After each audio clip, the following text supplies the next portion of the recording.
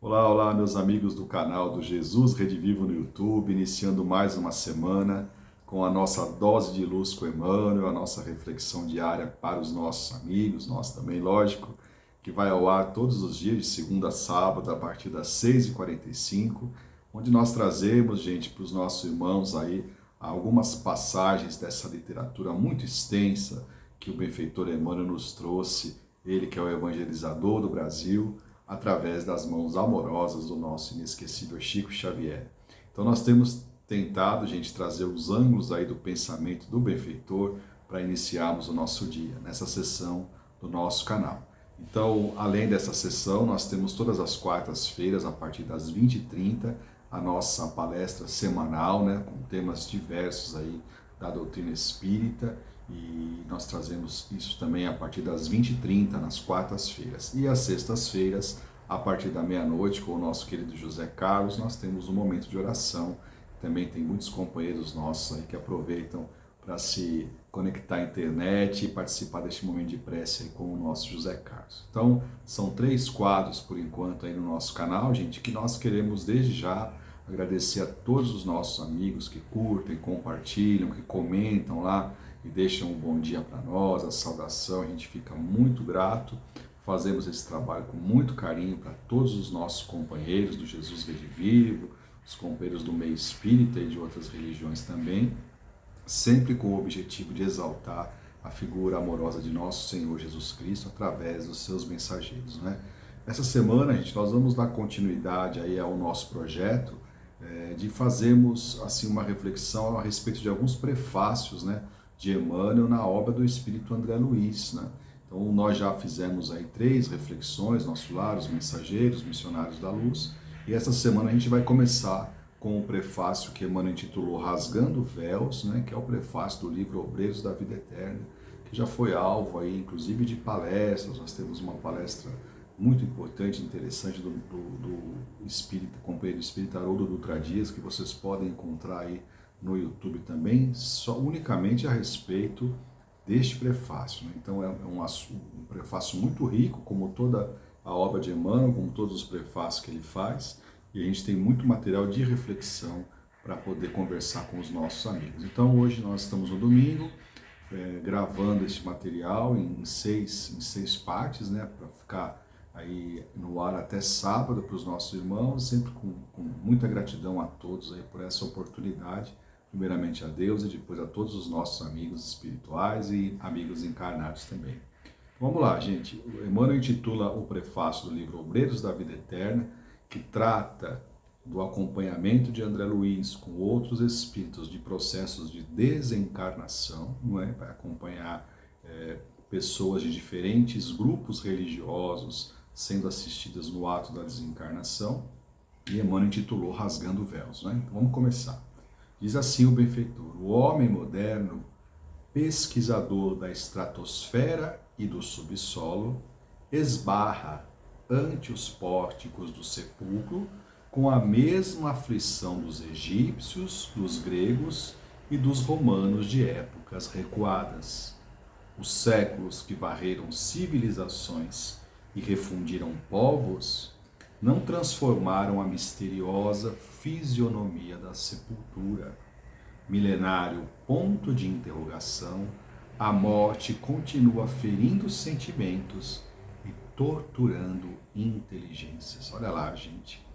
Emmanuel faz uma introdução do tema, nos convocando a refletir de que, embora todos os avanços pelos quais nós temos passado no decorrer dos últimos séculos, e notadamente agora, da metade do século XX para cá, avanços assim tão grandes na área tecnológica, em que o homem, ele fala estratosfera e subsolo, né? Ou seja, o homem vai das macro-investigações às micro-investigações, avançando cada vez mais. No entanto, a nossa perplexidade ante a morte do corpo físico continua sendo a mesma de passadas civilizações, né? A morte continua, como ele diz, ele chama de milenário ponto de interrogação. E realmente nós ainda estamos diante da morte do corpo físico realmente com este ar de interrogação. Por quê, né?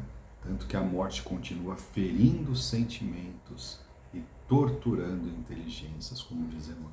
Ele continua assim, gente, em todas as escolas religiosas, a teologia, o estudo de Deus, das coisas divinas, representando as diretrizes de patriarcas veneráveis da fé, não é? Procura controlar o campo emotivo dos crentes, acomodando os interesses imediatistas da alma encarnada. Veja lá, gente. O que Emmanuel está nos falando é bastante significativo, porque ele nos diz assim, a teologia até agora, até o advento do Espiritismo, ela procura controlar o campo emotivo, ou seja, ela não oferece respostas sólidas para que as pessoas possam realmente construir uma fé diante do fenômeno da morte, mas pelo contrário procuram controlar, acomodando desta forma as pessoas à situação da morte, sem, porém, lhes dar uma explicação mais plausível. Para isso, criou regiões definidas para fazer esse processo de acomodação da alma encarnada diante da perspectiva, que é uma perspectiva a que ninguém pode fugir, que é a perspectiva da morte. A teologia das escolas religiosas tradicionais criou regiões definidas, que basicamente nós recordamos de céu, inferno e purgatório, tentando padronizar as determinações de Deus pelos decretos dos reis medievais, lavrados à base de audaciosa ingenuidade. Ou seja, quando se constrói esse conceito de região determinada como destino da alma após a morte, na verdade estava se fazendo um paralelo com os decretos dos reis que puniam de acordo com a sua capacidade, não é? De acordo com a possibilidade das leis que havia na época e que designava a pessoa a um destino que não poderia ser mudado de acordo com essas penas que eram imputadas àqueles que erravam. Então, a ideia do inferno, gente, vai sair daí, não é? O sujeito errou, ele vai ser condenado. Então, sem a possibilidade mínima de redenção. Então, continua Emmanuel, gente, para a gente terminar.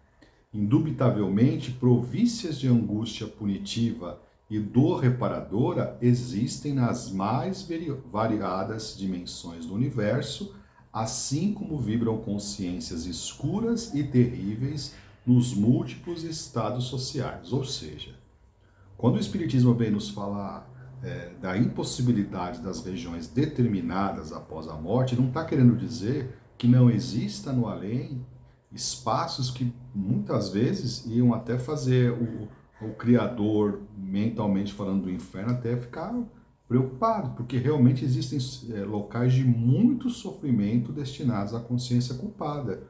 Assim como na Terra, não é, como diz Emmanuel aqui, vibram consciências escurecidas nos mais diferentes campos e estados sociais. No entanto, diz Emmanuel, o serviço teológico nesse sentido, não obstante respeitável, atento ao dogmatismo tradicional e aos interesses do sacerdócio, estabelece o non plus ultra, uma expressão latina, gente, que significa nada mais depois disso, nada mais além, que não atende às exigências do cérebro e nem os anseios do coração. Ou seja, o destino da criatura fixado após a morte não vai nem responder aos questionamentos nossos através da meditação, da reflexão, como também não vai atender quem ama ao pensar que alguém que ama pode ser condenado de uma forma permanente, sem possibilidade de remissão. Então, Emmanuel começa aí o prefácio levando a gente realmente a muito conhecimento e muita reflexão. Nós desejamos a vocês uma excelente segunda-feira, grato por tudo que vocês têm feito pelo nosso canal e pela oração em nosso favor, pelas vibrações positivas. E amanhã, terça, nós continuamos nesse prefácio aí interessante de Emmanuel, chamado Rasgando Véus, do livro Obreiros da Vida Eterna. Um abraço para vocês, fiquem com Deus e até amanhã.